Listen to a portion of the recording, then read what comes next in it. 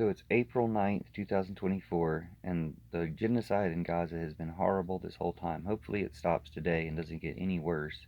But what's already happened has been a genocide, and it's been terrible. And we can learn something from it, that people who have been subject to genocide are not immune from committing genocide. If this was a social experiment, which in some ways it is because Putin controls these fascist puppets, including Netanyahu and Trump, throughout the world, and they're all just working together to create these wars and genocides, genocide in Gaza and a genocide in Ukraine. But if it was just a social experiment to prove what humans can do or what humans are capable of doing, it would show that people who have been subjected to genocide are not immune from genocide or don't have a much stronger will against committing genocide themselves than other people. But although for anybody to not have a stronger will against that, especially in this time, is really sad and terrible and something we should all be ashamed of and make improvements about. But it reminds me that bad experiences are not good teachers. Bad experiences are bad teachers.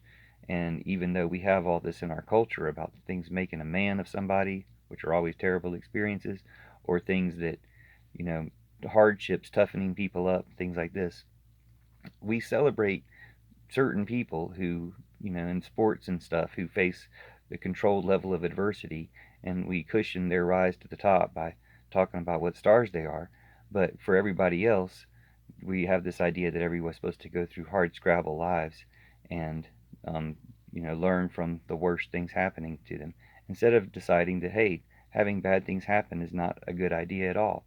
A better teacher than bad experiences are good experiences and rewards and good context where people learn to do good things because good things happen and they do good things, instead of like punishments like getting spanked, or even bad things happening like touching a hot stove is a classic example. Is if you touch a hot stove, you learn not to touch a hot stove. Well, who learns not to leave the stove on and leave a kid around a hot stove? It seems like the system is a problem there. If you compare that to touching a bee, grabbing a bee and getting stung, you say, oh, I made a mistake, I won't grab a bee again. Or if you accidentally grab a bee and get stung, you feel like, oh, that was a mistake. You might not feel so personally bad about it, but you might say, I need to watch out and not grab a bee again. If you decide to exterminate all bees because you got stung, you're probably going to get a lot more stung. And that's a terrible decision.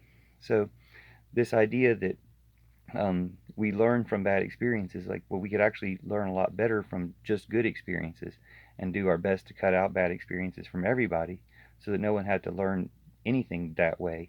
Or people don't just learn things that also come with massive amounts of trauma or losing all their family or whatever, but people learn, from positive experiences instead. We can learn plenty that way, and we can cut out the bad stuff. As they always say, that hurt people. We can stop the hurt, and we have to do that systematically by stopping bad leaders like Netanyahu, Trump, and Putin, and by stopping everybody that enables them. But we need to recognize that, like, hey, we can learn a lot more from good experiences than bad.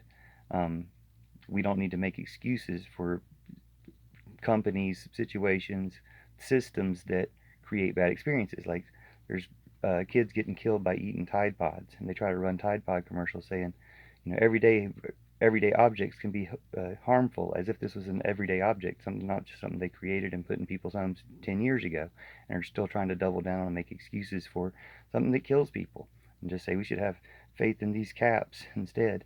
It's like, you know, just admit that you did wrong and stop doing wrong. Stop blaming kids for their mistakes when something looks like candy because you made it look like candy. So, if hopefully you see the analogy I'm making, change the system when individuals and people make mistakes. Change the system that enables those mistakes so that bad things don't happen and we don't have to learn any hard lessons anymore. And stop trying to teach people like that.